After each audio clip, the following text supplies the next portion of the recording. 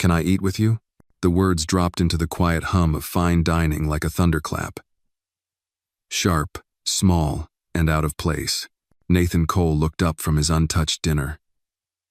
In front of him stood a little girl barefoot, dirt-streaked, wearing a thin, tattered dress that barely clung to her bony shoulders. She couldn't have been more than 8.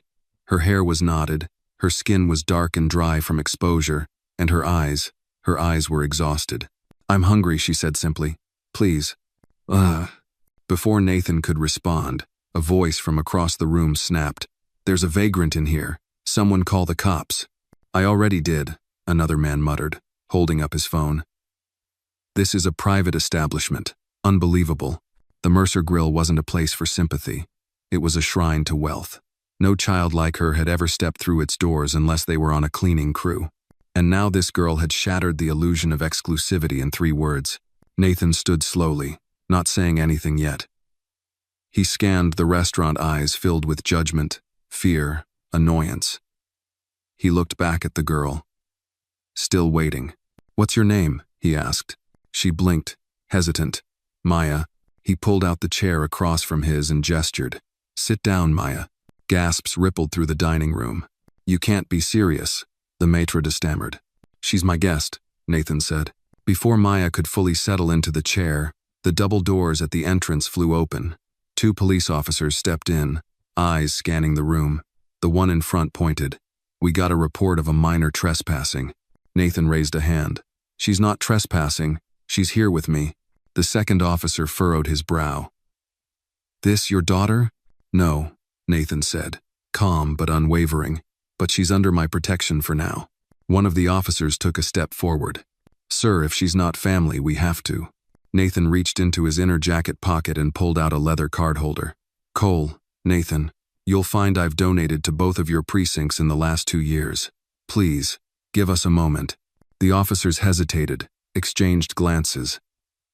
Then, after a tense beat, they backed off. "We'll wait outside, sir." As soon as they turned, a sudden click sounded from a corner booth.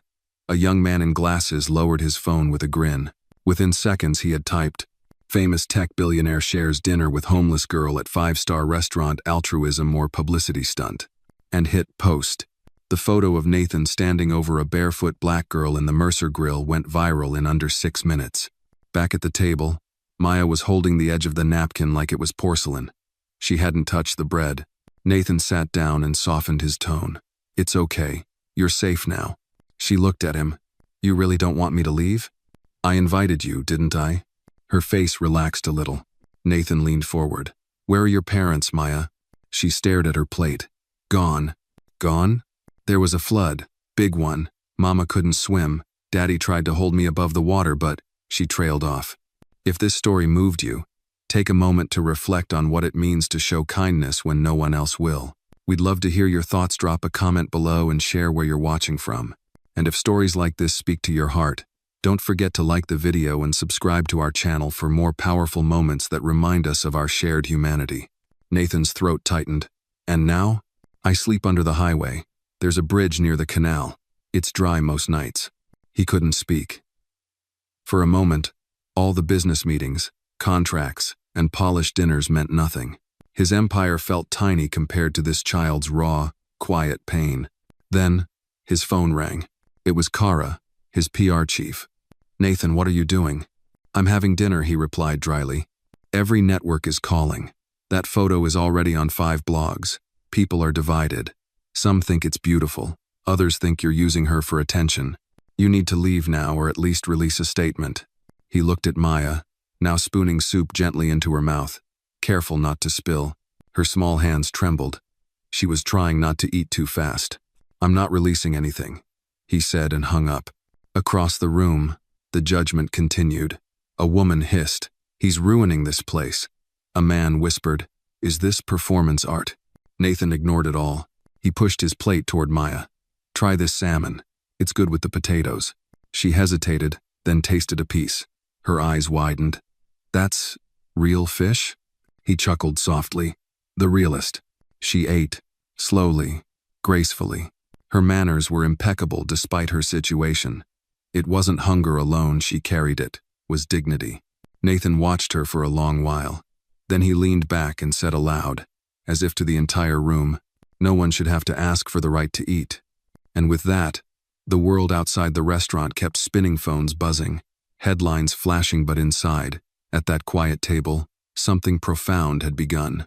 Nathan didn't touch his food. He just watched Maya eat with quiet intensity, as if every bite she took was stitching something back together inside of him. She ate slowly, savoring everything, eyes flicking between the plate and Nathan's face, like she still expected someone to yank her away at any moment. But no one did. The police remained outside. The maitre d' stood near the kitchen, lips pressed thin, unwilling to cause further scene. From the bar, 2 guests left in disgust. One muttered loud enough for others to hear, "This place is going downhill fast." Maya didn't notice. She was too focused on the food and on the warmth, not just of the soup, but of the space. Her tiny hands wrapped around the cloth napkin as though it were spun gold. Nathan leaned in, trying to ease the tightness in his chest. "How long have you been out there, under the bridge?" She paused. "Since July, after the storm. You've been on your own all that time?" Maya nodded. "Some days I see other kids, but they don't stay long. Some adults come and go. I just stay quiet so nobody bothers me." Her words came without drama, no hint of victimhood, just facts, told by a child who had no space left for illusions. He asked, "How do you eat?" She shrugged. "Sometimes I ask for scraps. Sometimes I find food behind grocery stores. Not meat, though. I got sick once." Nathan looked down, jaw clenched. He'd sat in meetings with world leaders. He'd negotiated deals worth billions. But none of that prepared him for this, listening to a child describe survival as if it were just another school subject. The waitress returned with a second bowl of soup. Hesitant, Nathan nodded, motioning for her to set it down beside Maya. "Thank you." She placed it gently, then said under her breath, "My grandma grew up in a camp during the war. She would have wanted me to say, 'Thank you, sir.'" Nathan offered a small smile.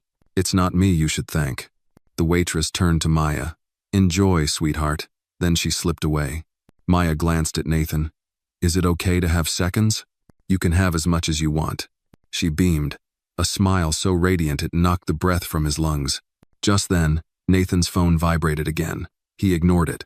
Then it buzzed again twice. He sighed, pulling it from his jacket. Kara, his PR chief, had texted, "It's gone national. Fox wants a statement.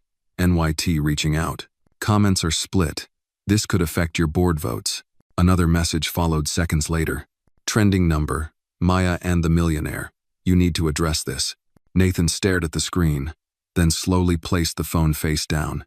"You're famous now," he told Maya with a gentle smirk. She tilted her head. "Is that good or bad?" "Depends on who you ask." She picked at the bread roll, then asked, "Are you in trouble?" "Maybe a little." Maya's face tightened. "Because of me?" "No," Nathan said quickly. "Because of people who think kids like you don't belong in places like this." She blinked. "I didn't mean to break rules. I just wanted to stop being hungry." Nathan let out a slow breath. "You didn't break any rules. They were broken before you got here." Outside, more camera flashes popped. A second news van parked across the street. The maitre d' approached, voice low, trying to remain professional. "Mr. Cole, perhaps we could move you and the child to our private lounge. It's more discreet." Nathan stood, pushing his chair back slowly. "Number," the maitre d' hesitated. "Sir, there are guests feeling. They'll live." Maya stood, clutching the napkin in her hand like it was a treasure. "Are we leaving?" "No," Nathan said, looking around the room. "We're finishing our dinner, right here." He turned to the maitre d'. "And bring her dessert, the good one." "The chocolate torte, sir?" "Number, the cheesecake." "Yes, sir." When they sat back down, Maya leaned over the table. "You don't have to do all this. I just wanted food." Nathan nodded. "I know, but you're going to get more than that." "Like what?" He paused. "We'll see." She smiled again, then asked, "Why are you being nice to me?" Nathan leaned back. The question hit him harder than expected. "Because someone should have been nice to me when I was your age." Maya didn't respond. She just took his words and folded them into the space between them, like a soft pillow she could rest on. The cheesecake arrived minutes later, elegantly plated. Maya gasped. It's so pretty. Not as pretty once you eat it, Nathan joked. She laughed at a light, breathy thing. The kind of laugh that made people at nearby tables pause. For once, no one said anything. No protests, no whispers. Just quiet. Nathan took a sip of his now cold wine. His phone buzzed again. He left it on the table. He looked at Maya, then out the window at the flashing lights. The world outside buzzing like a beehive with opinions, stories, narratives. Let them buzz. He was here, now, at a table that had always felt too big for one, and somehow, with this small girl across from him, it finally felt full.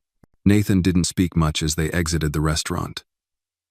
Maya walked beside him, her fingers still sticky from the cheesecake, clutching the cloth napkin like a talisman. The air outside had turned cold, San Francisco's early evening mist rolling in, damp and unforgiving. Paparazzi flashes burst the moment they stepped onto the sidewalk. Reporters called out, voices overlapping. Mr. Cole, was this a publicity stunt? Is she really homeless? Or just part of your next foundation pitch? Who is the girl? Are you adopting her? Nathan didn't stop. He shielded Maya gently with his arm and walked her toward his car. His driver, Max, stepped out quickly, opening the rear door without question. Maya climbed in, blinking at the leather seats, the scent of pine and polish. Nathan followed and slammed the door behind him. As the car pulled away, Maya sank back, wide-eyed. This is like a spaceship, she whispered. Nathan smiled faintly. It just has seat heaters. She ran her hands over the soft upholstery. Smells like flowers. He watched her with a heavy heart. You warm enough? She nodded, still gripping the napkin. It's mine, right? Of course it is. They drove in silence for a few blocks. Maya pressed her nose to the window, watching the world blur by. Then she asked quietly, "Where are we going?" "To my place," Nathan said. Maya stiffened slightly. "I don't have to stay. I can sleep under the bridge again. I know how to be careful." Nathan's chest tightened. "Number, you don't have to go back there. I don't want to be a bother." You're not." She stared at him, trying to gauge if he meant it. He did. 20 minutes later, they reached the entrance of Nathan's building, an upscale tower overlooking the bay. The doorman gave a slight nod, though his eyes briefly flicked to Maya. Nathan didn't miss it. Inside the penthouse, the floors glowed with soft lighting. Glass walls revealed the glittering cityscape. Maya stepped in, frozen. "This is your house?" "It's one of them." She tiptoed in like she might set off an alarm. Nathan set down his keys. "You can wash up. The guest bathroom is over there. Take your time." She disappeared down the hall. Nathan exhaled. He rubbed his temples, then walked to the bar, poured himself a finger of scotch. He didn't drink it. Instead, he looked out the window, watching the distant lights from the Bay Bridge. He didn't plan any of this. He only meant to give her dinner. But now, with the headlines exploding and the ache in his chest growing heavier, he knew something had shifted permanently. His phone buzzed again. This time, he picked it up. "Kara, I know you're mad," she said before he could speak. "But we're in damage control. The photo's now on CNN and HuffPost. Hashtags are trending. Some investors are calling your intentions reckless." Nathan stared at the skyline. "Are they? Look, if you're really helping her, then say that. Just let me script something. You don't have to lie, just frame it." "I'm not framing a child. I'm trying to protect your reputation." There was a pause. Nathan said softly, "If they care more about optics than the fact that an 8-year-old is sleeping under a bridge, maybe I'm working with the wrong people." Kara sighed. "I'll tell the board you're unavailable for statements." "Thanks." He hung up. Maya reappeared, wearing one of his oversized t-shirts. Her hair was damp. She looked smaller now, even more fragile in the vast space. "Bathroom's big enough to sleep in," she said. He chuckled. "You hungry again?" She shook her head. "Just tired." Nathan showed her to the guest room plush carpet, a bed with layers of pillows, a small bookshelf. Maya stood at the doorway, hesitant. "You don't have to stay if you're scared," he said gently. "I'm not scared," she said, then added, "just not used to doors." He left the door cracked, just in case. "If you need anything, I'm down the hall." She climbed into the bed like it might vanish. Under the covers, she whispered, "Do you always eat alone?" Nathan hesitated. Lately, yeah. She nodded. Me too. He stood in the doorway a moment longer. Good night, Maya. Night, Mr. Nathan. He returned to the living room, sank into the couch. Outside, the city pulsed on, unaware of the quiet revolution happening in his heart. And for the first time in years, he didn't feel alone. Not entirely. Nathan woke early, before the sun rose over the bay.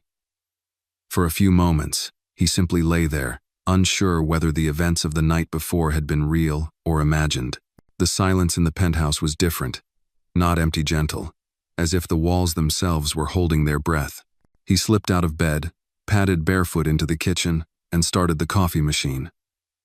As it hissed to life, he glanced down the hallway toward the guest room. The door was still slightly ajar. He walked over, careful not to make noise. Inside, Maya was curled under the blanket, only her small face peeking out. Her chest rose and fell steadily. On the nightstand, she had neatly folded the cloth napkin from the restaurant and placed it beside a cup of water. He smiled faintly, heart tightening in that quiet, aching way he hadn't felt in years. He turned to leave but accidentally bumped a side table. A book toppled. Maya stirred. She sat up quickly, eyes wide. I'm sorry, I didn't mean to. No, Nathan said gently. You're fine. You're safe. Maya blinked, the sleep still clinging to her voice. I thought maybe it was a dream. It wasn't. She rubbed her eyes. You have food here? He chuckled. I have a little. Within 15 minutes, Maya was at the kitchen island, legs dangling off the tall stool. Nathan made scrambled eggs and toast, slicing up strawberries into a white porcelain bowl. She ate with quiet gratitude, like she didn't want to disturb the peace of the morning. As she reached for another piece of toast, she looked up at him. Is it okay if I stay a little longer? Nathan hesitated, but only for a moment. You can stay as long as you need, she smiled, a full, unguarded smile. Then, suddenly, her face changed. She looked over his shoulder. The television, muted but still broadcasting, displayed a split screen. One side showed Nathan escorting Maya from the Mercer Grill, the other a talking head mouthing rapid analysis. Nathan picked up the remote and turned up the volume just in time to hear. Raises questions about motive. Is this a billionaire's act of kindness, or a carefully staged media moment? What does it say about our culture that an act of basic decency causes such division? He muted it again. Maya asked quietly. Am I bad news for you? No, he said. The news is just bad at knowing what matters. His phone buzzed. He picked it up, ready to ignore it, but paused at the name. Rosa Ramirez. She was a former colleague. Years ago, Nathan had met her when volunteering at a youth shelter, back before the IPOs and international interviews. Rosa had run the kitchen with tough love and endless patience. He answered, Rosa? Her voice was firm. I saw the news. I figured you might. You got room for another opinion? Always. You're not crazy, Nathan, she said. But if you're serious about helping this girl, you can't just feed her. You need to prepare for the storm. He looked over at Maya, who was now pushing her strawberries into a smiley face on the plate. She's been living under a bridge, he said quietly. I know. I did some checking. That part of town there have been reports of kids disappearing, taken. No one cares. No one listens. Nathan's grip tightened on the phone. She's lucky you found her. But now she needs more than luck. I'm not letting her go back there. Then you need to build a plan. Legal, safe, secure, and keep the press out of it before they twist her into a narrative. I hear you. Rosa paused. I can help. Hey, ex-Khalid. Thank you. After the call, he walked back to the kitchen. You okay? Maya asked, licking jam off her finger. I'm okay. Do you feel okay? She nodded. This is the best day I ever had. Nathan leaned against the counter. Maya, would you be open to talking to someone? A friend of mine. She works with kids, helps them feel safe. Maya looked hesitant. Like a doctor? Number more like. Someone who listens. You get to say yes or no to everything. She thought about it. Okay, as long as she's nice. She's very nice. Later that afternoon, Rosa arrived. She brought with her a canvas bag full of games, art supplies, and a calm that filled the room. Maya took to her quickly. and soon the two were sitting cross-legged on the living room floor, drawing with colored pencils. Nathan stepped into his office, giving them space. He turned on his laptop and was met with a flood of emails.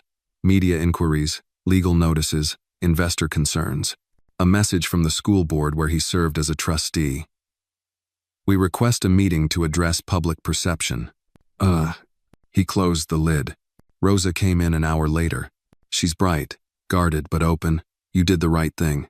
Nathan asked, "What now?" "She needs stability, not just shelter. School, healthcare, someone who won't disappear." "I want to do it." Rosa studied him. "Then let's start the paperwork. She needs a guardian.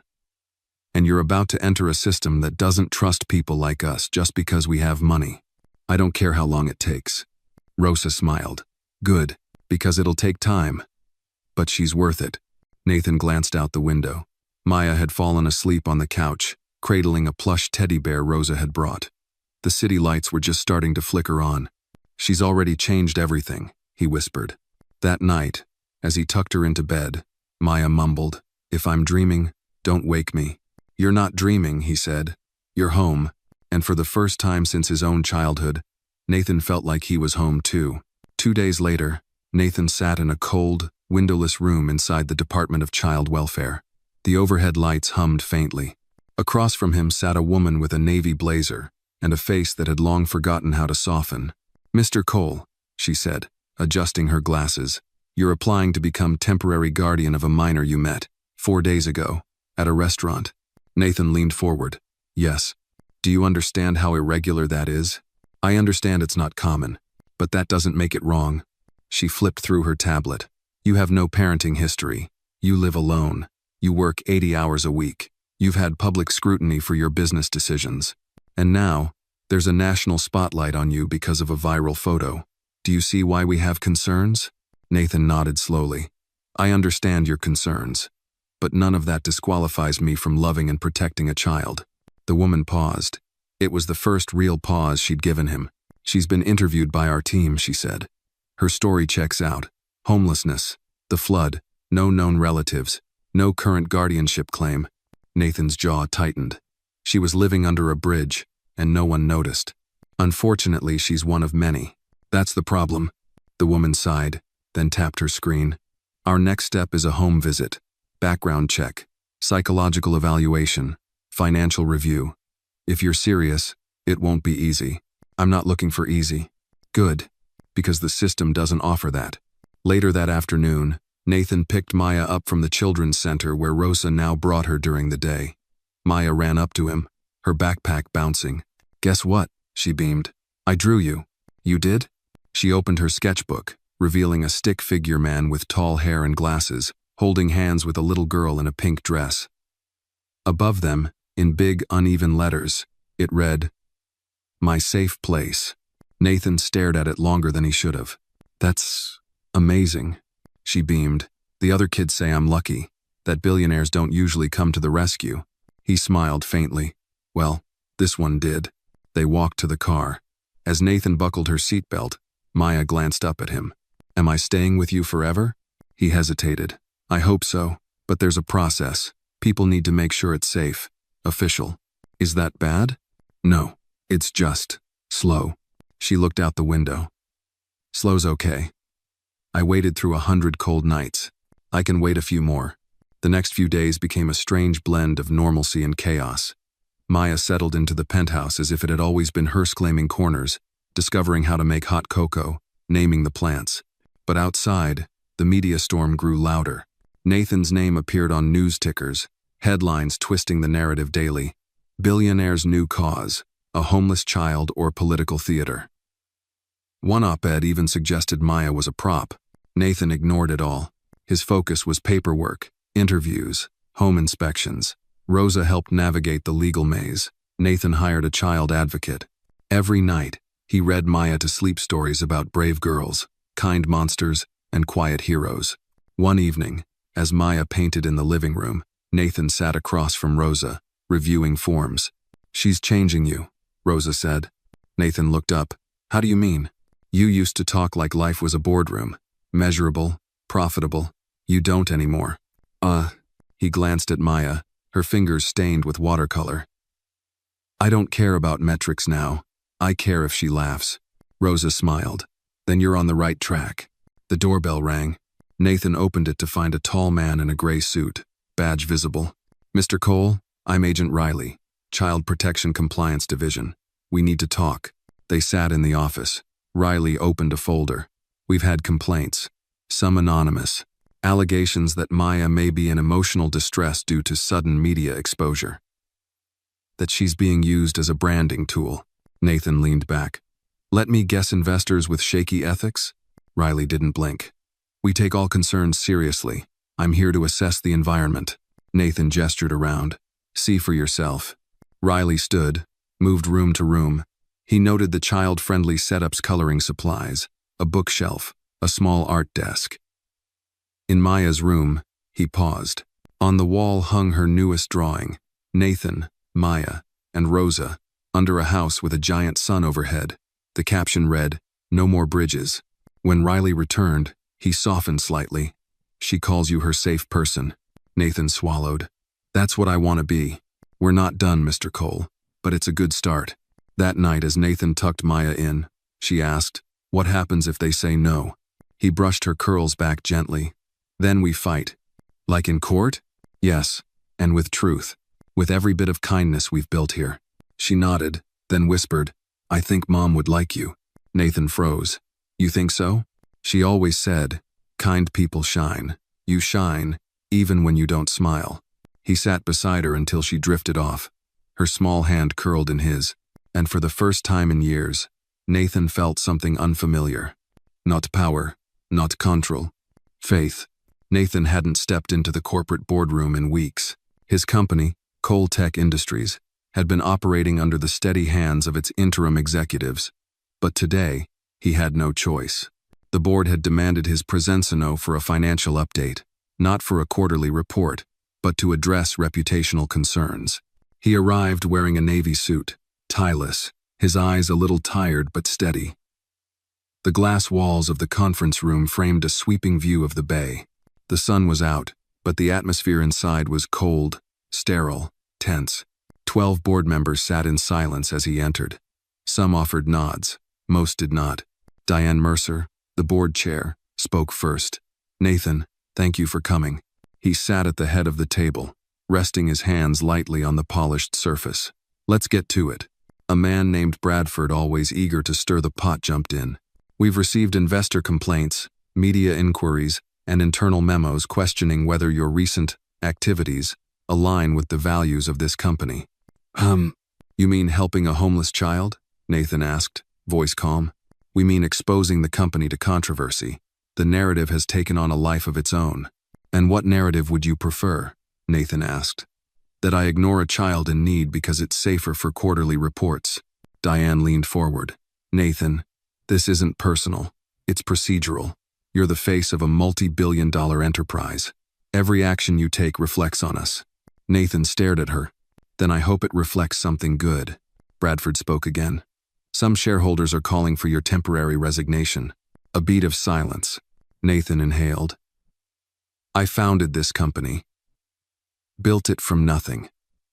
And I've spent 2 decades making sure it stood for more than profit. No one's denying that, Diane said softly. But things have changed. The spotlight is shifting. You're not just a CEO now, you're a symbol. And symbols polarize. He stood slowly. Let me make it easy for you. If protecting a child from the cold is polarizing, then maybe I've been building the wrong kind of empire. He turned to leave. Diane called after him. Nathan, this could hurt you. He paused. What would hurt is doing nothing. Later that evening, he picked Maya up from the center. She was on the swings, pushing herself gently, hair blowing in the wind. When she saw him, she jumped off and ran toward him, backpack bouncing. Guess what? She said, breathless. We're doing a class project about our heroes. I picked you. Nathan blinked. Me? Yeah. Mrs. Collins said we could write about anyone who made us feel safe or strong. He smiled. What'd you write? She pulled out a folded sheet of paper from her pocket, worn and creased. In crooked letters, it read, My hero is Nathan, because he sees me. He didn't walk past. He knelt beside her, emotion catching in his throat. "You're my hero too, Maya," she giggled. "You don't need saving." Sometimes we all do. Back at the penthouse, Rosa was waiting. She had that look, the one Nathan had come to recognize. News. She handed him an envelope. "Court date's been set." He opened it. "Custody hearing, 2 weeks. They'll be tough. They'll dig. They always do. I'll be ready." Rosa hesitated. "There's something else." A reporter tracked down Maya's old neighborhood. Someone who knew her father is talking. Nathan's brows furrowed. "Who?" "A former neighbor. Claims Maya's father might still be alive." He sat down. "That can't be right." Rosa lowered her voice. "We don't know yet. It could be noise. But the courts will look at it. If he's alive, he has parental rights." Nathan looked down the hallway. Maya was in her room, humming softly, coloring. She said he left before the flood. Abandoned them. That may not matter legally. He was quiet for a long time. Then, "I'm not losing her." Rosa nodded. "Then we fight harder."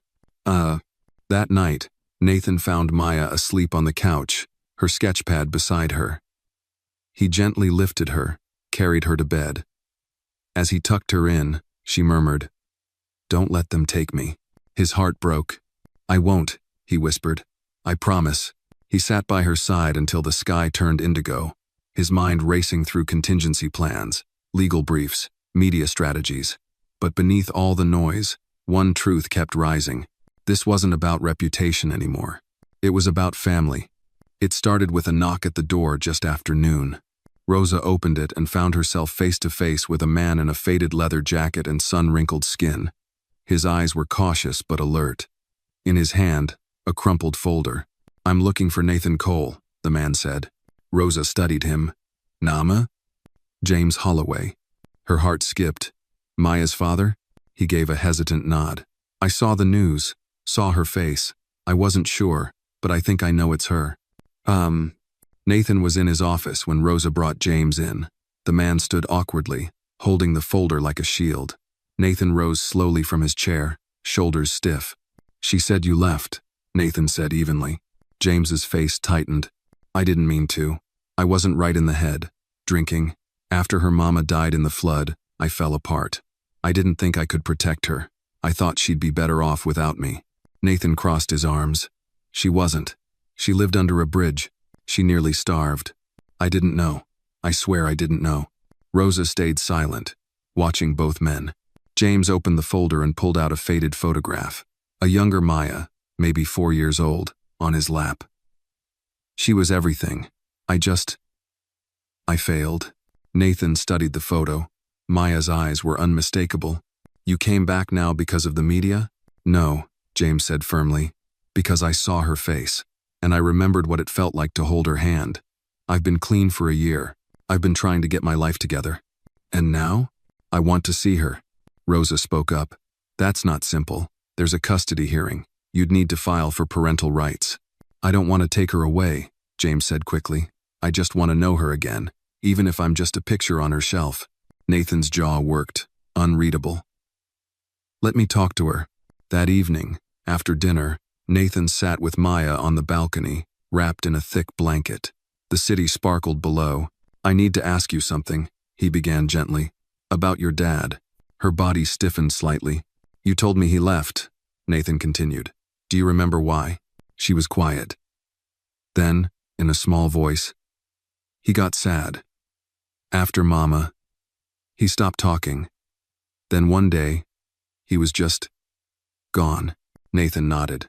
"Would you ever want to see him again?" Maya didn't answer right away. She pulled the blanket tighter. "I used to pretend he'd come back. But after a while, I stopped pretending. Pretending hurts. He came today." She turned sharply. "He did?" Nathan nodded. "He says he's been clean, that he wants to see you, if you want that." She was quiet. Her eyes searched the skyline as if it might hold the answer. "I don't know," she said finally. "I don't want to leave here." "You don't have to. No one's making you do anything. You get to choose." She leaned against him. "Will you be there if I see him?" "Every second." She nodded once, slowly. "Okay, just once." The next day, Rosa arranged a neutral meeting at her community center. A quiet room, comfortable chairs, soft lighting, no press, no noise. Maya sat on one side, clutching her sketchbook. Nathan sat beside her, one hand on her back. James entered quietly. His eyes immediately found hers. "Hey, little star." Maya didn't smile. She didn't run into his arms. She simply looked at him like someone trying to remember a dream. "You look taller," he said, kneeling. "I guess you had to." She tilted her head. "Why did you leave me?" His face crumpled.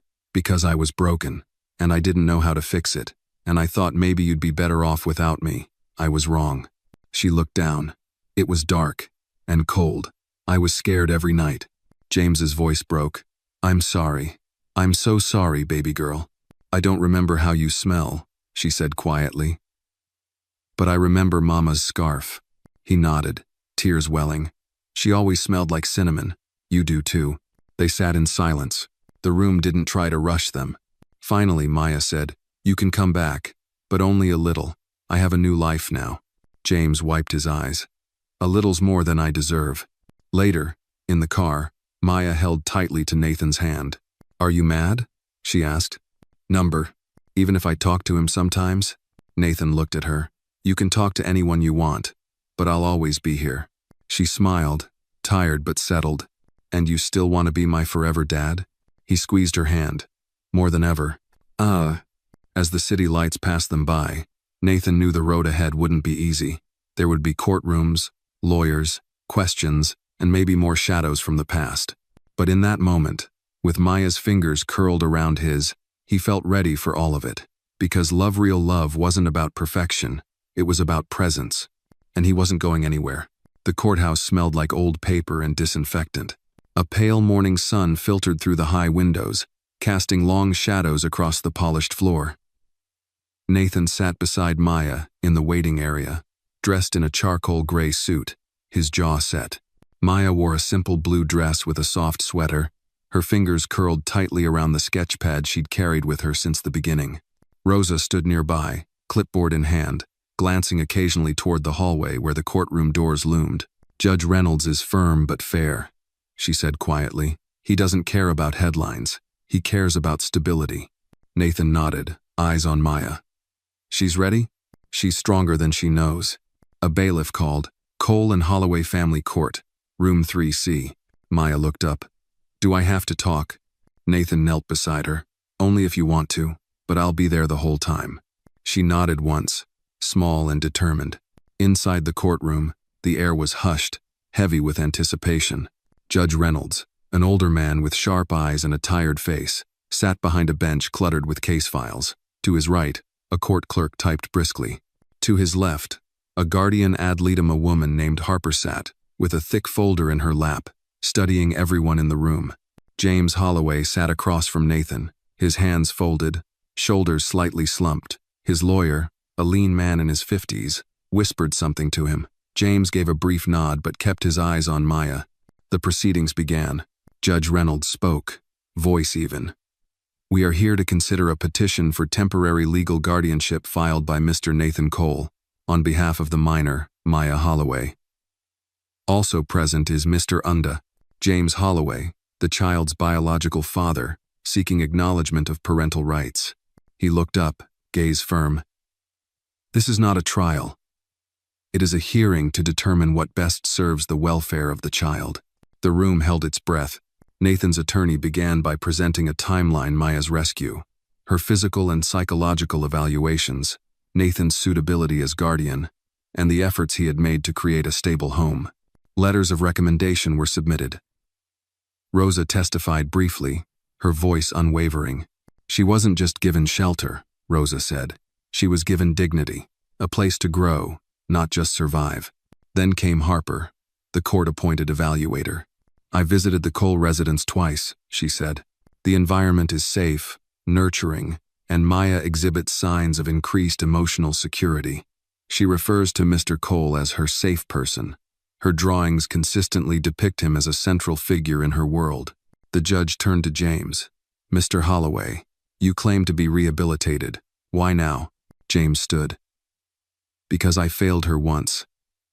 And I swore I'd never fail her again. I don't want to take her away from a good home. But I want to be a part of her life. Even if it's just from the edges. The courtroom was still. The judge nodded, then motioned to Maya. Maya, would you like to speak? Nathan looked at her, giving her a small, steady nod. Maya stepped forward, her sketchpad clutched in both hands. She climbed into the witness chair. Her feet didn't touch the floor. My name is Maya, she began softly. I used to live under a bridge. It was loud and cold. I didn't know when I'd eat next. Then I met Mr. Nathan. He gave me food, then a bed, then hugs. He listens. He doesn't get mad when I wake up from nightmares. She looked directly at the judge. I still miss my mom. I don't remember everything about her. I still love my dad, even though he left. But Mr. Nathan stayed. He reads to me. He tells me I matter. He told me I could stay. She opened her sketchpad and turned it around. The page showed a drawing of a house with 2 doors. One had Dad above it. The other, Home. She pointed at the latter. I want to stay home. There wasn't a sound in the courtroom. Even James lowered his head. Judge Reynolds tapped his pen thoughtfully.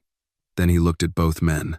Mr. Holloway, Mr. Cole, I believe both of you care for Maya, but guardianship is not about potential, it's about presence. He turned to Maya. You've made your feelings clear, young lady. She nodded solemnly. The judge leaned forward. Effective immediately, the court grants Mr. Nathan Cole temporary full guardianship of Maya Holloway. Mr. Holloway, you are granted supervised visitation under conditions to be determined. James blinked hard, nodded once, slowly. Thank you. Maya smiled faintly. The gavel fell. Afterward, outside the courthouse, Maya clutched Nathan's hand. Is this forever? It's the beginning of forever, he said. Reporters shouted questions as they stepped into the sunlight. Nathan didn't answer. He simply bent down, lifted Maya into his arms, and carried her past the cameras not as a symbol, but as a father. For the first time, she didn't hide her face, and he didn't look back. In the days after the hearing, the world outside moved on with its noise and new scandals, fresh headlines, shifting stock prices. But inside Nathan's penthouse, the air had changed. It felt softer, warmer, like a space finally lived in. Maya's laughter now echoed in the halls. Her sketchbooks lined the shelves. Her stuffed giraffe sat proudly beside the couch pillows. Nathan had even installed a chalkboard wall in the hallway so she could draw whenever inspiration struck. On one particularly gray morning, Nathan stood by the kitchen island, sipping his coffee as Maya concentrated on writing something at the dining table. What are you working on over there? He asked. A letter, she said, tongue slightly between her lips. To who? To me, she replied, then looked up and grinned. But future me, he chuckled. Can I read it? Not yet. It's still becoming. Nathan watched her for a moment, marveling at how different she looked now, still small, still fragile in some ways, but there was strength in her shoulders, light in her eyes. Later that afternoon, Rosa stopped by with a large manila envelope. Paperwork, she said, all signed. You're officially her legal guardian for the next year. After that, we apply for permanency. Nathan opened the envelope and looked at the stamped forms. For a moment, he didn't say anything. He just held the weight of it all in his hands. She's made this place her own, Rosa said, glancing around at the chalkboard wall and the framed drawings. So have you. She made it feel like a home, he replied. That evening, Nathan and Maya curled up on the couch with popcorn and a documentary about sea turtles. Halfway through, Maya asked, Do turtles ever get adopted? Nathan paused. In a way, yeah. Some people rescue them, care for them, and then set them free when they're ready. She thought for a moment. I don't want to be set free yet. You won't be, he said, brushing a curl from her forehead. You're not a turtle. You're my girl. She rested her head on his arm, and within minutes, she was asleep.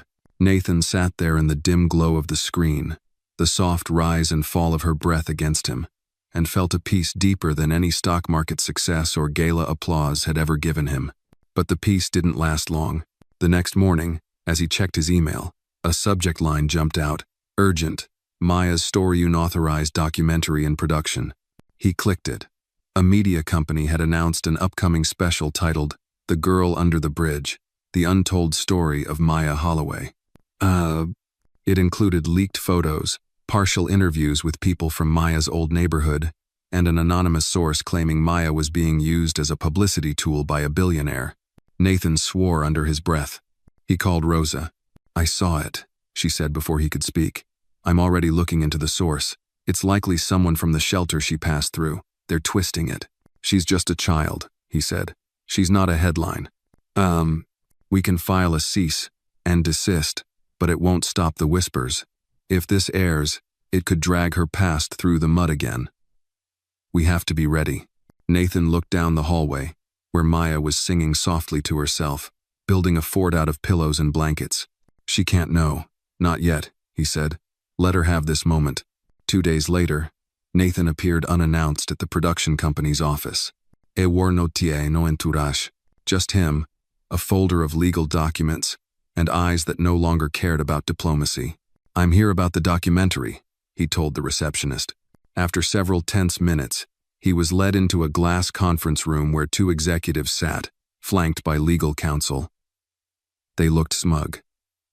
"Untouchable. We're within our rights to tell a public interest story," one of them said. "The child's story inspired millions. And that child," Nathan said, voice low, "is 8 years old. She's been through trauma, displacement, abandonment. She is not your content. It's a powerful narrative. She's a person," Nathan snapped. "Not a plot point." He slid the legal folder across the table. "You air this, we sue. Defamation, exploitation, emotional damage. You'll lose everything you've built chasing this." The room was quiet. Then one of the lawyers spoke. "We'll review." Nathan stood. "You have 24 hours. He walked out without waiting for a reply. That evening, back home, Maya ran up to him with a new drawing. "This one's us on the moon," she said proudly. "Because I think even if the whole world broke, we'd still find each other." He took the paper, his throat tightening. "You're right," he said. "Did something bad happen?" she asked suddenly, eyes narrowing in that way only children do when they sense more than they're told. "No," he said, kneeling down to her level. "But someone tried to tell your story without asking you. I stopped them." Her face darkened slightly. "Why would they do that?" "Because people don't always see others. They see headlines. They see ways to be noticed. But your story belongs to you." She stared at him for a moment. "Can I write my story someday?" "You already are." She nodded and leaned into him. And Nathan realized in that moment, with crystal clarity, that protecting Maya wasn't about shielding her from the world. It was about helping her own, her voice, her past, her future, and making sure no one ever tried to write over her again. Spring came to the city slowly, brushing its color over the gray corners one flower at a time. Nathan noticed it most in the way Maya seemed to bloom, tulawing more freely, sleeping through the night, asking deeper questions at breakfast. Her drawings filled their home now, not just the chalkboard wall, but tucked in books, pinned to the fridge, slipped under his door with titles like Things I Dreamed or Ideas for Us. One Saturday morning, as sunlight spilled through the windows, Maya appeared with her sketchbook and a serious look. "We need a garden," she declared. Nathan blinked, mid-coffee. "A garden? On the roof. There's all this space and no flowers. Flowers make places feel like somebody cares." He looked out toward the private rooftop terrace, which until now had only been used for the occasional barbecue or evening glass of wine. "You know, I think you're right." The next week became a flurry of activity.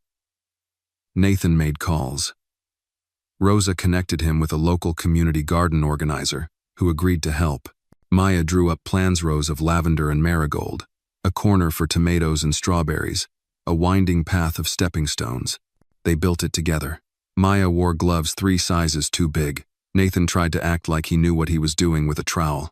Dirt got everywhere. Laughter did too. Neighbors came to watch. Some joined in. An older woman from the next building offered compost. A retired firefighter donated old crates for planters. The rooftop became something else, entirely a place of shared effort and growing color. One afternoon, as they planted basil, Maya asked, "Why don't more people do this?" "Do what?" "Make space for things to grow." He looked at her, then at the skyline. Because it's easier to build walls. She pressed the soil down gently around the roots. We're planting windows. Nathan smiled. Yeah, we are. But even as things blossomed above, something darker stirred below. The media buzz around Maya had quieted, but not disappeared. Despite Nathan's legal threats, fragments of her story continued to circulate out-of-focus photos, third-hand rumors, even a misleading article in a tabloid suggesting Nathan was grooming her for inheritance. At first, Nathan ignored it. But then it reached Maya. She was scrolling through a tablet one evening, researching bee pollination for the garden, when she paused. Her face changed. He walked over quickly. What is it? She turned the screen toward him. The article headline read, Maya Holloway, From Bridge to Billionaire. Beneath it, a blurry photo of them on the rooftop, laughing with shovels in hand. Are they saying I'm using you? She asked. Nathan's stomach twisted. That article is garbage. Written by people who don't understand what love looks like. But other kids might see it. At school, what if they believe it? He crouched beside her. Then we show them who you are. We don't fight lies with silence. We fight them with truth. She was quiet, then asked, Can we have an open garden day? Invite people? Show them? He paused, surprised. You want people to come here? She nodded. Let them see what we built, not what they write about. The next 2 weeks were a blur of planning. Maya designed invitations bright, hand-drawn cards that read, Come see what we grew. Rosa helped reach out to local schools and community groups. Nathan arranged security, media guidelines, and permits. When the day came, the rooftop garden was alive with color and noise. Neighbors mingled with strangers. Children darted between tomato plants. A local musician played acoustic songs. Maya led tours with a clipboard in hand, explaining which herbs needed shade, which flowers were butterfly favorites. Nathan watched her from across the garden, amazed. A woman approached him, mid-50s, sharp eyes. I'm a teacher, she said. Read all about you two. Didn't believe any of it. He braced for more. She smiled. But I came here, and I saw this, and now I believe in her. Nathan exhaled. Thank you. As the sun began to set, Maya stood on a small bench and called out to the crowd. Thank you for coming, she said, her voice clear and strong. I used to live under a bridge. Now I live in a garden. I didn't do it alone. But now it's mine too. And if you ever need help growing something, we'll be here. The crowd applauded. Nathan felt his throat tighten. Later, as the last guests left, Maya stood beside him, looking out over the city lights. You okay? He asked. I think I'm proud, she said. Is that allowed? It's more than allowed. It's earned. She leaned against him. Can we keep planting more stuff? Absolutely. She looked up. Even if it doesn't always grow? Especially then, he said, because planting is hope. And as the stars came out one by one above their rooftop garden, Nathan knew this chapter of her story their story was no longer about rescue or headlines or proving worth. It was about growing something that would outlast all of that. And they had only just begun. The garden had become their ritual. Every morning, before emails and meetings, before school and traffic, Nathan and Maya stepped onto the rooftop and greeted their plants like old friends. Maya named each flower, spoke to the strawberries as if they were toddlers, and scolded the basil for getting too wild. One crisp April morning, she paused while watering the marigolds. Do you think Mom would like this place? Nathan looked up from trimming the rosemary. I think she'd love it. Maya was quiet for a moment. Then she said, Sometimes I forget her face, and I hate that. He put down the clippers. That doesn't mean you loved her any less. Memory's funny. It holds what we need, even if we can't always see it. She nodded, but her face was distant. That afternoon, after Maya left for school, Nathan sat alone on the terrace, turning over something in his mind. He pulled out his phone and dialed Rosa. I've been thinking, he said, about adoption. There was a pause. You're ready? She asked gently. I don't know if I'm ready, he said, but I know I can't imagine life without her. I want her to know permanently that this isn't temporary, that I'm not going anywhere. You know it's another legal process. Home study again. Psychological evaluations. Court appearances. I know. She'll need to be asked. I will. I want to do it right. That evening, after dinner, Maya sat at the kitchen counter, drawing a map of an imaginary island where the flowers talked and clouds were made of cotton candy. Nathan approached slowly, his hands tucked into his pockets. "Hey," he said, "can I ask you something important?" She looked up, curious. "You know how we've built this life together. The garden, the breakfasts, the hugs." She nodded. "I was thinking, maybe we could make it official, legally, forever." Her eyes widened. "You mean, adoption?" "Yes." There was a beat of silence. "Will my name change?" she asked. "Only if you want it to." She smiled, then looked at her drawing. "Can I still be Holloway?" "Of course." She paused. "But I'd like to be Maya Holloway Cole. Is that okay?" Nathan felt something crack open in his chest. "That's more than okay," he said. She jumped off the stool and hugged him so tightly that it startled him. "Then yes, yes, yes, yes." They stayed that way for a while, arms around each other, breathing in the moment. The process began the next day. Rosa helped file the petition. Social workers revisited their home. Maya was interviewed again, this time more confidently. She told the evaluator, "He doesn't just take care of me, he lets me take care of him too." The adoption hearing was scheduled for early June, but not everyone was thrilled. Nathan received a call from James Holloway 3 days before the hearing. "Are you sure about this?" James asked. Nathan was sitting in his office, staring out the window. "I'm sure. She's still my daughter, and she always will be. This doesn't erase you. It just gives her stability, security, a name that tells the world she has a family that's permanent." James was quiet. Then, "I want to be there, for the hearing." Nathan hesitated. "If it's what Maya wants." That night, he asked her. "I think it's okay," Maya said slowly. "He's still part of my story, just not the whole story." The day of the hearing arrived. It was nothing like the custody hearing. This courtroom was smaller, brighter, almost cheerful. The judge, a woman in her 60s, wore a gentle smile. Maya wore her favorite yellow dress. Nathan wore a tie for the first time in months. Rosa sat behind them, holding tissues just in case. The judge addressed Maya directly. "Do you know what today is about?" Maya nodded. "It's the day I get to tell the world where I belong." "And where is that?" She looked up at Nathan. "With him." The judge smiled. "Then let's make it official." The gavel fell. The paperwork was signed. Nathan was handed a certificate. Adoption finalized. Maya Holloway, Cole. As they walked out of the building, James met them on the steps. He looked at Maya. "You okay, little star?" She nodded. "You can still visit, but I live here now." He smiled sadly. "I know." He turned to Nathan, extended a hand. "Take care of her." Nathan took it. Always. That night, they held a small celebration on the rooftop. Just a few neighbors, Rosa, and a cake shaped like a sunflower. Maya stood up on a planter box and raised a glass of apple cider. "To new names," she said, "and the same love." Everyone clapped. Later, as the stars blinked awake, Nathan tucked her into bed. "Do you feel different?" he asked. "A little," she said sleepily. "Like the ground under me is stronger." He kissed her forehead. "That's because it is." As she drifted off, Nathan sat by her side, holding the certificate in his hands. It wasn't just paper. It was a promise, and he intended to keep it for the rest of his life. Summer settled gently over the city. The garden thrived thicker, fuller, brighter than ever before. Bees danced lazily between the blooms. Strawberries ripened along the edge of the planters. The lavender spread wide like open arms. Nathan found peace in the small things now. In the way Maya hummed while brushing her teeth. In the way she asked deeper questions at breakfast. In how she always took a second cookie knot out of greed, but to save it for later, just in case. They were a family now, and it showed in everything. One morning, as they sat together on the rooftop sipping fresh lemonade, Maya glanced up from her notebook.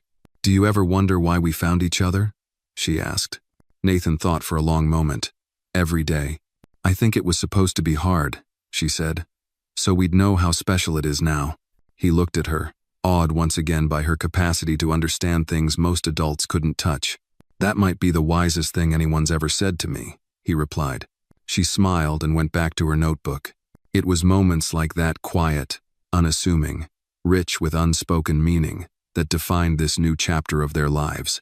But not everything was quiet. In mid-July, Nathan received a call from a nonprofit leader who had read Maya's story.